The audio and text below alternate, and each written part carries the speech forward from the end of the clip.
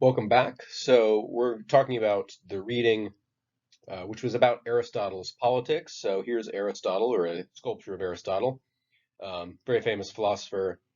He was writing kind of just after the period that we talked about in the last lecture. So he was alive in the 300s BC. And before we talk about him, I want to talk about his mentor and his mentor's mentor, um, because they are some of the biggest names in philosophy, and it's good to help sort of situate where we're at. So Socrates, you may have heard of, right? So here's a picture of Socrates, or a sculpture of Socrates. Notice kind of a goofy looking guy, which was sort of a big deal in ancient Greece. He's Ancient Greeks really cared a lot about whether you were good looking. It was kind of to them indicated that you had you were a good person or had a good soul or something. So Socrates, who was sort of people found very annoying, but was widely renowned as like the most, the smartest, right, wisest person out there. It was sort of confusing to people that he had this sort of snub nose and was kind of a little portly, kind of a goofy looking guy, right? So that's Socrates. Um, Huge figure in the history of philosophy. So, I mean, so much so that any philosopher before Socrates, we call them pre-Socratic, right? The dividing line, like AD and BC. Um, Another interesting thing is Socrates never wrote a single book. Um, all he did was hang around the center of town. I mean, he had a day job. He was he had land and he was sort of a farmer, but he would hang around town as much as he could and just talk to people. And in those conversations, he sort of encouraged people to question their assumptions about what was just or what is knowledge. A lot of the basic questions that we study in philosophy today, the nature of knowledge, the nature of right and wrong, and so on, um, the nature of the mind. So he would just talk to people about these things, right? People came in often with a certain amount of prejudice or thinking they knew something, right? Um, and he would sort of, by asking them questions, make them realize that they were contradicting themselves or that they didn't know as much as they thought they knew. And often his conversations ended up in what they called aporia, which is just like confusion. Like, I don't know, I thought I knew something.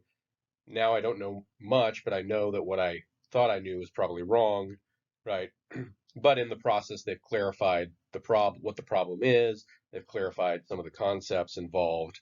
Um, so uh, I'm trained in philosophy, and I know that people find this sort of thing annoying, right? So, and even in Socrates' time, um, people don't particularly like being questioned or don't particularly like being shown that what they thought they knew they don't know.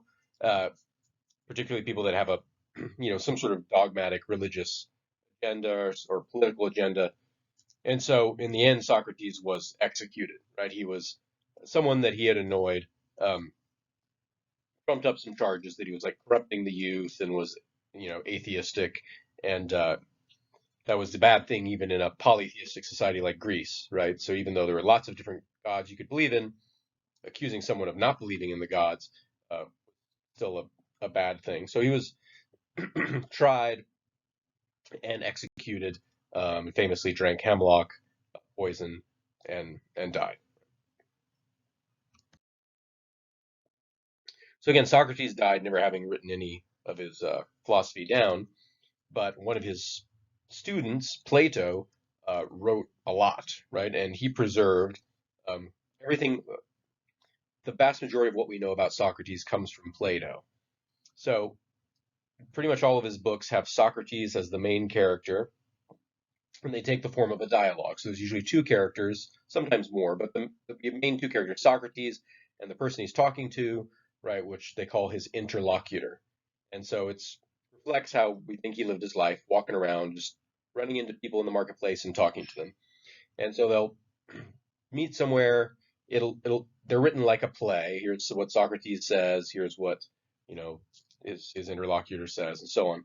And they discuss some philosophical topic, usually end up not really realizing, oh, I thought I knew some stuff, but now I guess I don't, and then parting ways.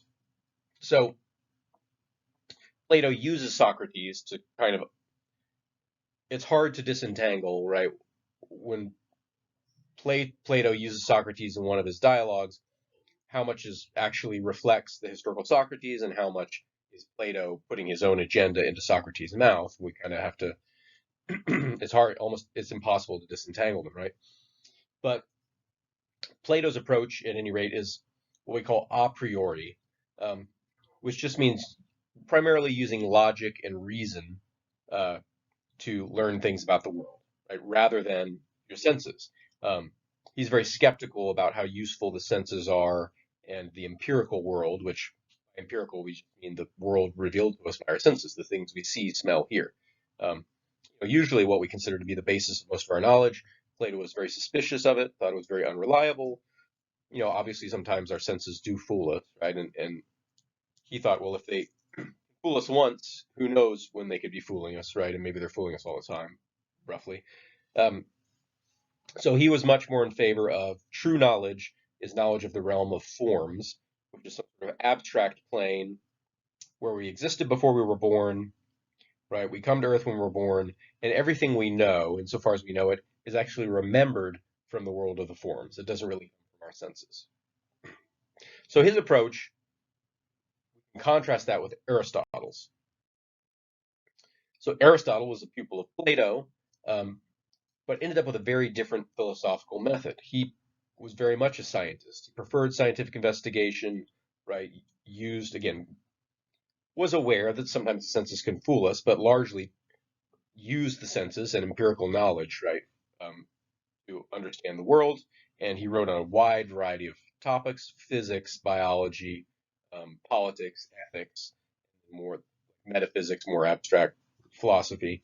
Um, here's a famous sort of Renaissance era painting where we have Plato and Aristotle. Plato's on the left, Aristotle's on the right. Plato's pointing up, right, kind of towards the heavens, towards the world of the forms.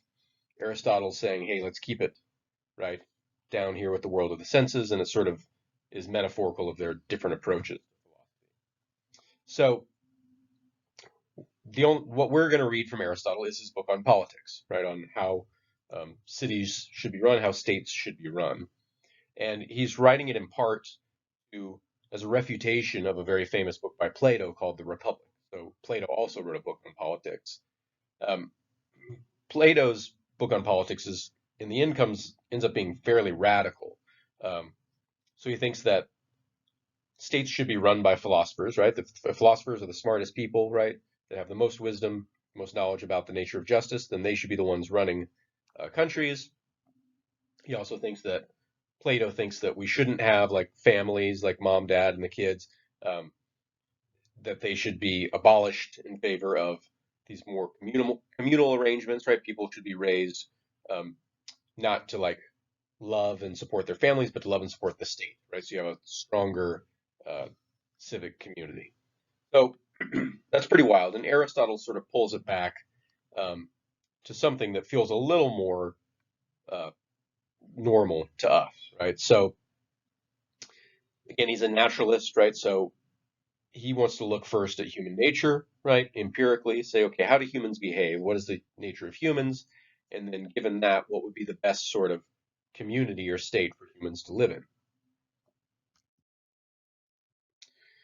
So, Aristotle thinks that humans are essentially political animals. Um, so, the polis, which is the Greek word for the state, for them, it was those city states that we talked about last time. He says that's a natural phenomenon, just as natural as eating and sleeping and growing hair. We also form states, right? This is just what humans do.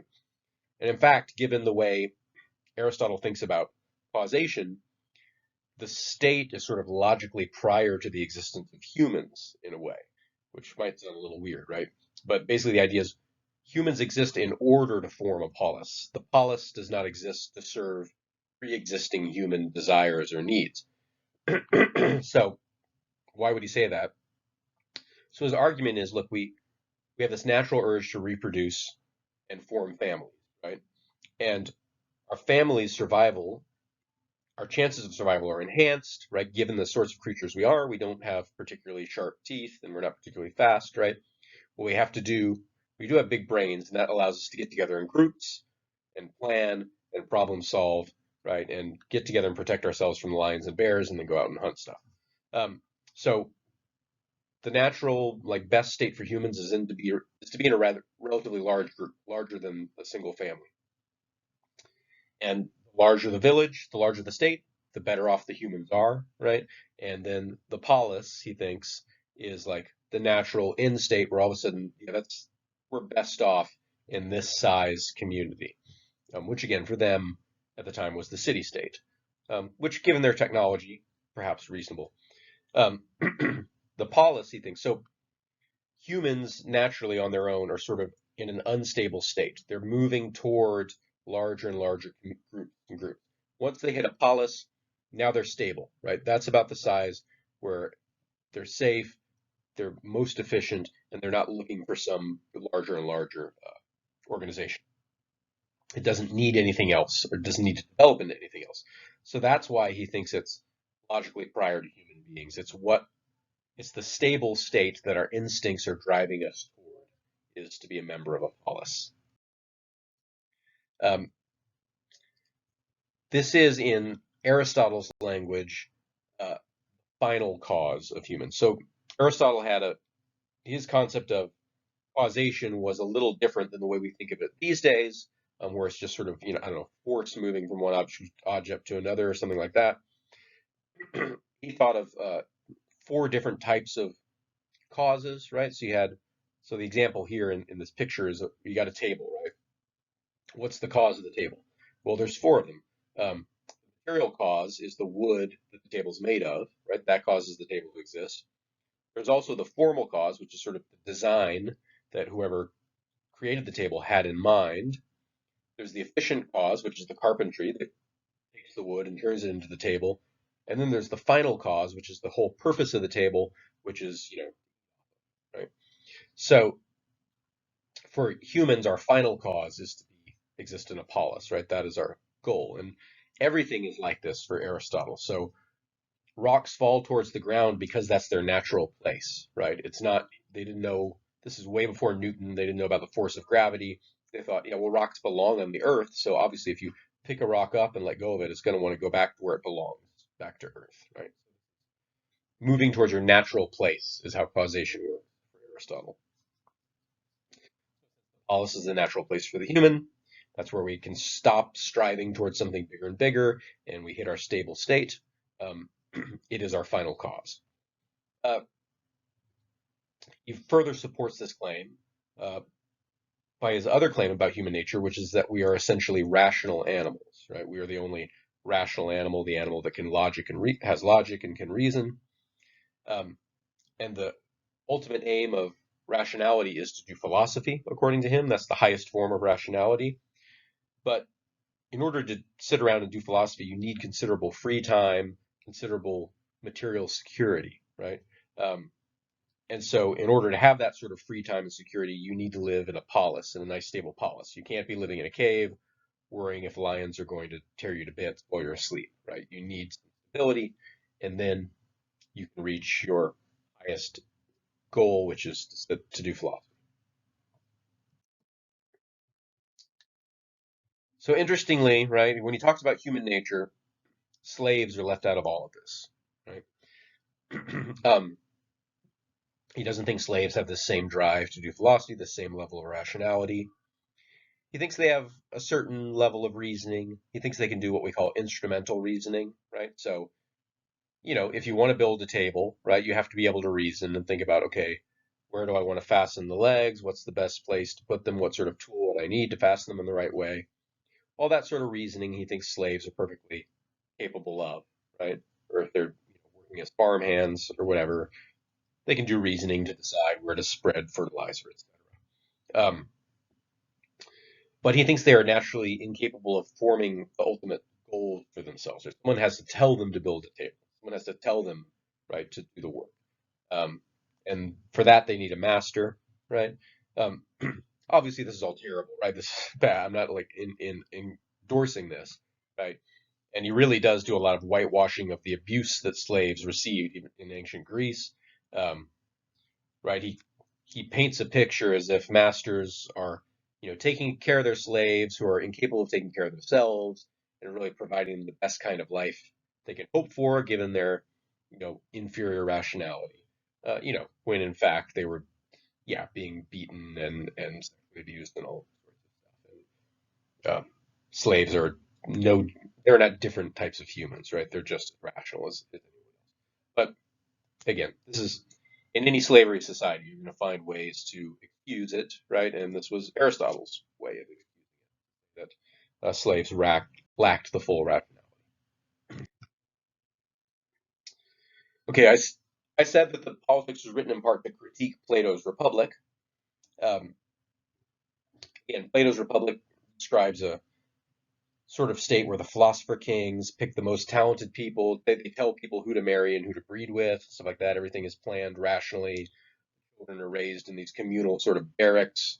There's no private property. Um, and Plato's reason for this is like, if the goal is a good state, everything has to be aimed at a good state, right? And you can't have people's loyalties divided between the state and the family, right? That's only going to interfere. So the best state, everyone has to not be worried about loving their mother. They have to love, right?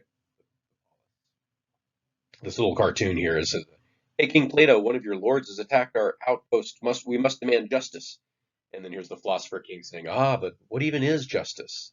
What? Well, you say you want justice, so you must know what it is, right? This is exactly what Socrates would do, right? And his minister, or whatever, is saying, "Look, I don't have time for this." So the whole idea of the philosopher king, at least in the um, as if Socrates is the model, then not much would probably get done.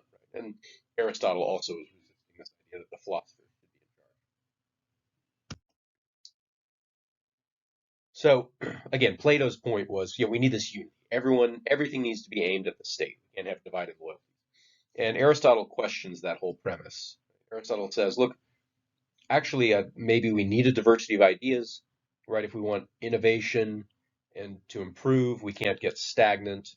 Um, and so we do need different ideas and not everybody unified at the same thing. We need certain people that are right concerned about something else and right that I don't care so much about the state, but I really care about whatever improving weaponry or farming techniques, and I'm going to spend all my time at that.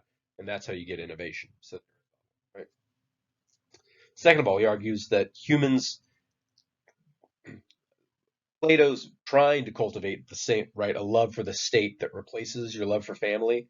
And Aristotle says, good luck. That's never going to happen, right? That's not human nature.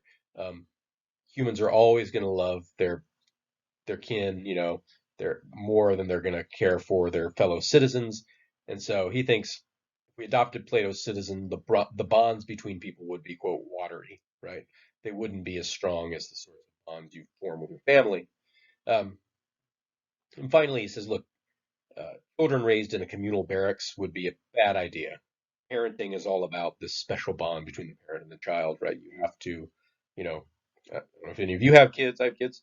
They're annoying, right? And other people's kids, especially annoying, right? You really have to love the child you're caring for. You have to love in that special way. You know what I mean? In order to get the job done. Again, not that children, foster parents, they can form that kind of bond, right? But Aristotle is arguing that if you're living in a communal barracks, you're not going to have that familial bond that's really important to raising.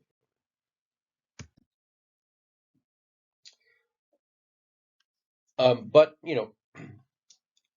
so Plato's view was like almost communism, right? Um, and Aristotle's not totally opposed to public goods of a sort, right? He definitely thinks that all children should get an education and all children should get the same education. So he is in favor of a public education, um, and he thinks, in fact, that this can is the main thing that would do the best to accomplish what Plato was hoping for, which is to prevent corruption, right? He wants everybody looking for the good of the state, which is supposed to be good for everybody, not looking to enrich themselves, right? And Aristotle thinks um, you don't need to go full communism for that. You just need people to be properly educated.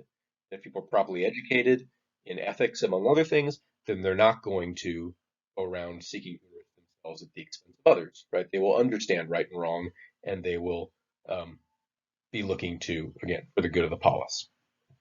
Um, he also thinks that, when there is surplus production, right, extra wheat or extra grain, that should be made available to the poor. So he does have a sort of welfare system, right? So he's trying to dispute Plato's system, but he's not saying everything about Plato's system is bad. Right? Some of the things could be preserved, but he's trying to focus in on the key things that he thinks will really make it.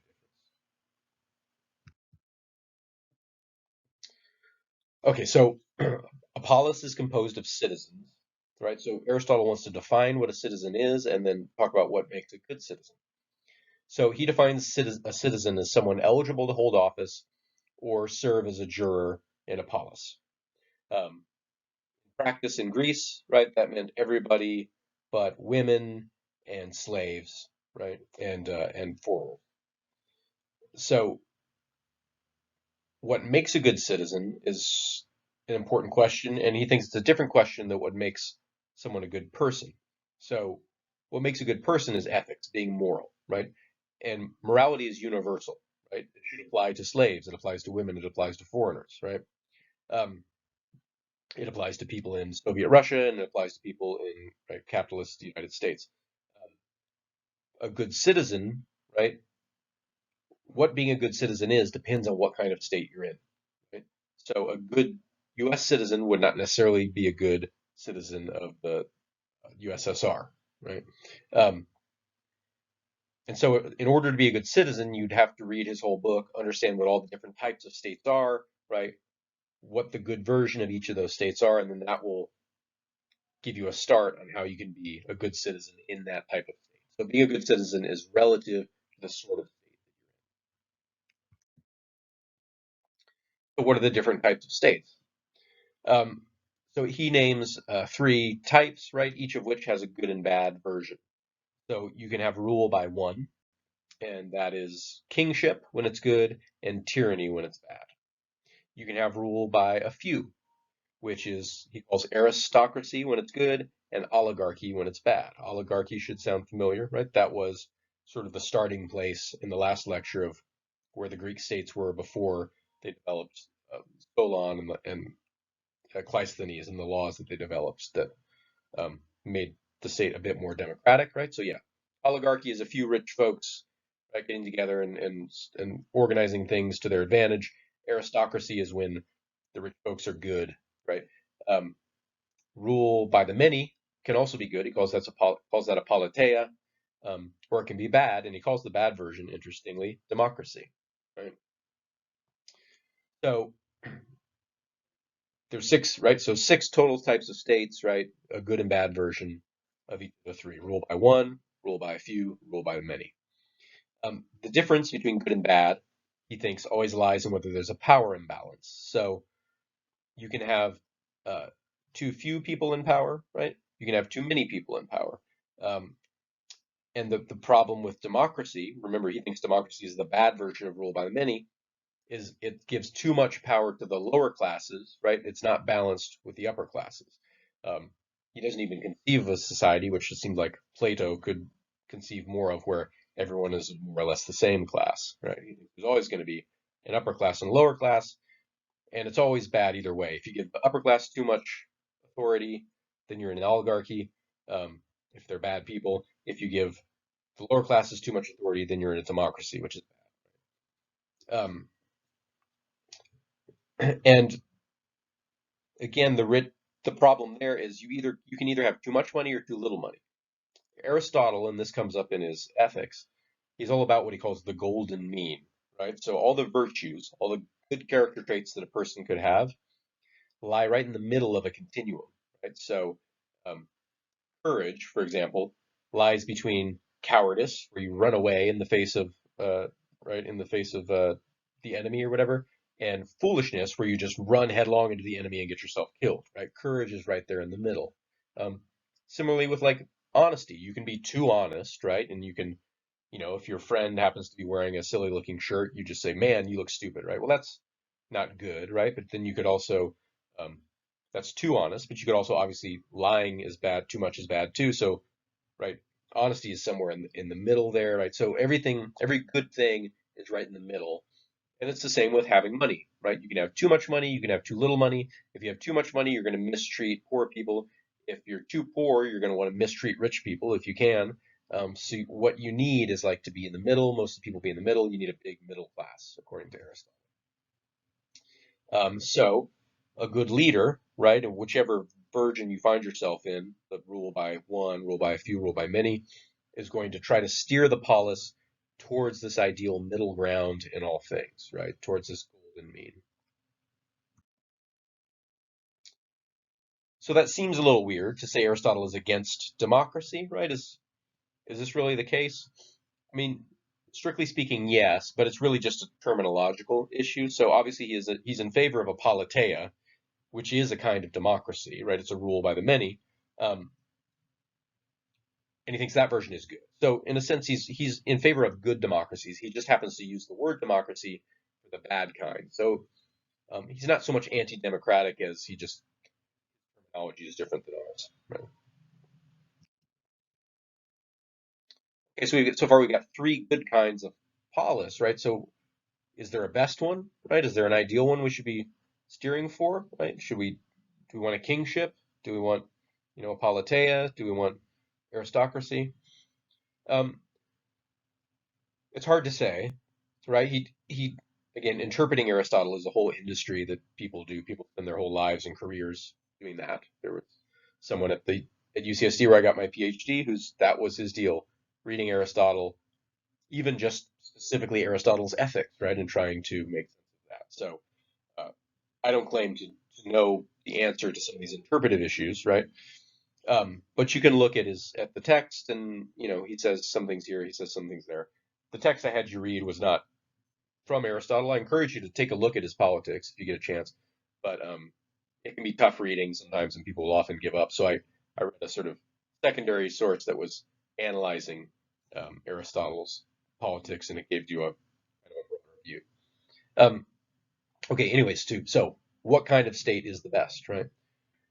Well, Aristotle does spend a good amount of time saying that there are benefits when a large group of people come together for some project. And we tend to want him to say something about the politeia, right? The rule by the many, we would hope is the better thing. That tends to be what we believe, right? So he talks about a metaphor of a feast, right? Which is always you're gonna have a better, bigger feast if lots of people participate, right? Um, but really, in the end, it's hard to label Aristotle as a Democrat, right, or as a populist. He seems to think the most important thing is whether the people ruling are good people, right? So a good kingship where the king is a good person is going to be just as good, he thinks, as a good politeia, right? That's ruled by many people that are good. He doesn't seem to really favor one over the other. It's just whether the people are good. Um, and he suggests that even in a politeia, the powers of the assembly should be sort of, again, the assembly is where all the citizens get together and vote on stuff. He thinks that those powers should be sort of limited or split up. He's not really crazy about a single assembly that has total power over everything the state does, and he seems to be much more in favor of a smaller group of representatives, sort of representative democracy. Like, he wouldn't use the word democracy, right? But you pick the best people to do the work. I think he's probably realistically and plausibly says, in a big group of people, how many of them are really going to be good people, right? Unlikely. So pick the best ones and have them do most of the work.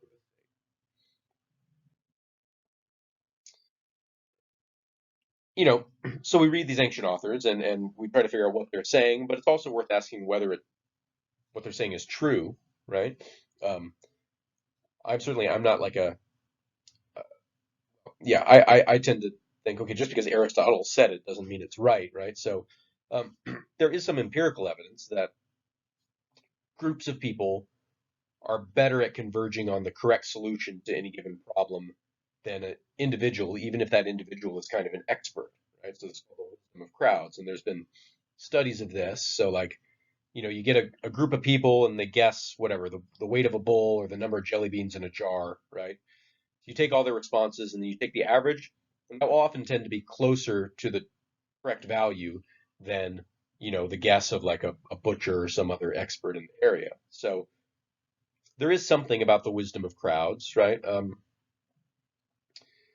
course, this is not exactly the point Aristotle is making, really, right? Because in these studies, you've got people guessing independently about a certain value, and then you're averaging them. in a state, you've got people debating, consulting with each other, right? You've got experts and other people hearing their testimony and making calculations. And so the process of democracy is not exactly the same thing as is being studied in these empirical studies. Um, but that may just mean that may just support Aristotle's view, really, because you might say, well, sure, it's cool that crowds can sort of like on average zoom in on a good on a correct estimate of something, but wouldn't it be better if we could take the wisdom of experts, join it with the wisdom of the crowds? Also, they can talk about it, right? And then come to a decision using all of the best of all the information we have. Maybe we get better results that way, and that is roughly what Aristotle is saying, right? He says um, you can have a great state that's ruled by the many, but also we need to, keep in mind that some people are better than others at statecraft and give them a little bit more disproportionate, power, and also make sure that they have to convince the larger amount of people, right, using reason and stuff, and this way we can. So, I mean, he's a smart fella, right? Aristotle, a lot of what he says rings true to the current day. And it also gives us an insight into the thinking that was going on back then as we prepare to talk about the Roman Empire that took much of their culture um, and some of their political tricks and their philosophy and even their gods from the Greeks, right? So even though, again, Greeks were not an empire, at least until the time of Alexander, certainly not in this time of the ascendancy of Athens as the dominant city state, nonetheless, in Athens of that time lie the seeds, right, of later empires that are very important. So, see you next time.